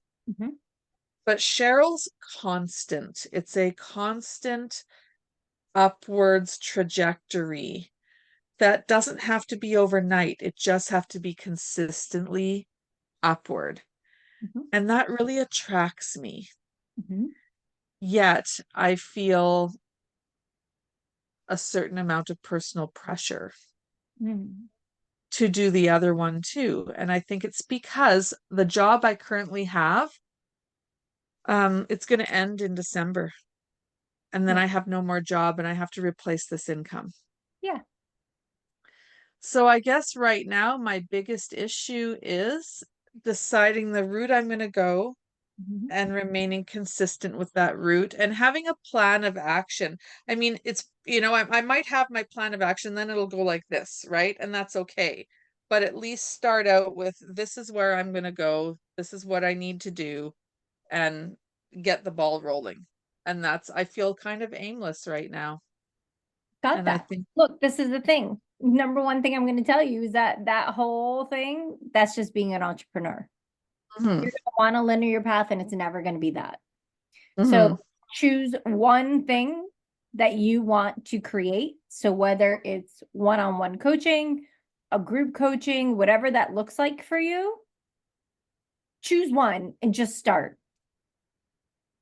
And it doesn't need to look a certain way. you said you're the queen of pivot, right? So you could pivot at any time. You just gotta start. Because you're not gonna do Yeah. either this or this. If like they both start with one step. You know, one thing Camilla taught me a long time ago when I was working with her was that she would take, so say she would start a group and she would have her niche people in that group, and she would try to attract niche people into that group. And she would literally take verbatim what the pain points that they would talk about, and that's Yeah. what she would use in her marketing. And I Yeah. was like, oh, that's so brilliant. But you know what I really, really want to do? I want to reach as many people as possible because the women that I work with, a lot of them struggle financially. They don't really have the means to be able to be paying high ticket prices for now. They eventually will get there with some help. I really want to create a subscription-based group Mhm. where it's like, you know, $35 a month or however much it is, and each person pays that to stay in, and it's a group coaching thing. Mhm. That's what I want to create. Yeah. I mean, I have a friend who is very, very, very successful, like very successful as a coach. Um, and her group is $7 a month. Hmm. Right. So don't get caught on the cost of it either. Mm-hmm. The thing is that you bring value at whatever price. So if $35 resonates with you, awesome, right? But you want to bring value into that group because that's what's going to get you the referrals for more people. That's what's going to get them to sign up with you on one-on-one. That's what's going to get you to become the expert in that. Yeah, and I think I just need to start up a Facebook, start up an Instagram, both pages, get that completed. I've decided to go with the coaching AI, not coaching.ai platform. Okay. It took me a long time to search and find which platform I wanted to use, Mhm. but I think that's the one. Well, I know that's the one I'm going to use. I can do everything in there. It's intensely amazing. Love that. I don't know, it just took so long to find it because there's so many coaching platforms out there, and you can do your website in there and everything. It's like literally one-stop shop. Great. The only thing it didn't offer was Zoom capabilities, like video capabilities, which is fine. I have my own Zoom, and I like that one because you don't pay based on how many people are in it. Mm. So I can just start that up, and I Yeah. guess I get lost in the, well, I need a website and I need this and I need this and I Oh, need this, and really I just need to get started and coach. yeah.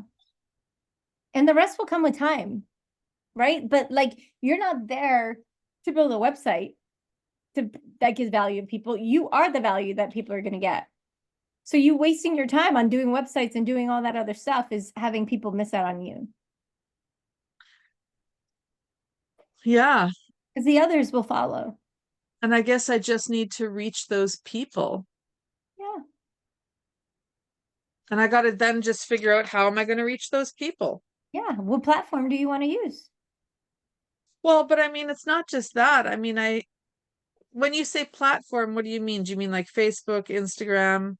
Yeah. Do you want to do email? Do you want to do social media? Do you want to do a blog? Do you want to do video, TikTok, right? Like find one and just do that. Right? Like, and make it be one that you like. Don't go and do TikTok if you hate being in front of the videos, right? Like Instagram is for you then. Does that make sense? Like think about, how do I want to show up? And they will find you. Yeah. Businesses aren't made because of websites and all that, right? They're amazing to have. I'm not saying no, but I'm saying I know of multiple people who literally have an Instagram account only and are making multiple $1 million. So don't get caught on that is what I'm saying. I can't Well, wait. you know, When you get it launched, I want you to find me and I want you, like, whether it's Instagram, I'm on Instagram, TikTok, Facebook, whatever you want, right? And then that way It's gonna be Facebook for now. I Okay. know Facebook. I feel really comfortable with it. Awesome. I will create a quickie banner Yep. in Canva, and I'll start and it's nice too, actually. So I think it's on the 17th or something. We Mhm. only have 4 minutes, but on the 17th, through my work, we're doing this great course. I've done it before, but it was a long time ago, so it'll be a good brush up, and I missed the last half of it before. And I'm actually going to be missing part of my class one day to do this course. It's so good. She teaches you how to do a year's worth of content in 3 hours. Yes. What is this course? I need this in my life. Well, you can pay for it and get into it. Yeah. I'll send you a link. It's we do it through Eventbrite through my work. Okay. Anyways, yeah, she's really good, and she provides a workbook, and she teaches how to do this. I just missed the last half. I was devastated last time. I still have the workbook, but it's not the same. And so literally in the it's a 3-hour workshop, and in the 3 hours you have your whole year's worth of content set forth. That's awesome. And it's nice because in Meta Business Suite, you can do both. In fact, I would probably do both Facebook and Instagram at the same time, simply because doing can- Meta, I can do both anyways. Exactly. So it's no big deal. Yeah. But thank you. Yeah. Thank you. And I'm going to go follow your stuff. I bookmarked your page. Oh, thanks. Your I think what is it that I've bookmarked here? Something your coaching with Cheryl. The Joy program. Oh, my Joy program. Yeah, I'm about to rebrand everything. Oh, really? Yeah, the Joy program is most likely going to stay, but I'm because I have people in there, so I'm just gonna, I think that's gonna have to stay because that's my subscription container. But yeah, I'm gonna rebrand everything else. Yeah, because I'm I very checked out your offerings and stuff, and then I bookmarked it. You know, it's so funny. I think of you all the time. Oh, thank you. No, no, this is why it's so funny. There's this woman, I'm a TikTok junkie at night before bed, and Mhm. there's this crazy woman who reminds me of you so much just in her mannerisms. Sometimes she's so funny, and I watch her all the time, and she's called Single Mom Saga or something Okay, like that. And gotta she find- does these funny videos, but every once in a while she'll have this mannerism on her face, like this facial expression that will remind me of you, or the way you laugh or something, or your lightheartedness. And it's like, oh my gosh, that's just like Lori. And Joe says, who's Lori? I'm like, no, forget it, don't even worry about it. But anyways, thank love you for this. I'm gonna get off and get my stuff started. Great. Keep me posted. Okay, Goodbye. bye. Bye. Good job today. Thanks.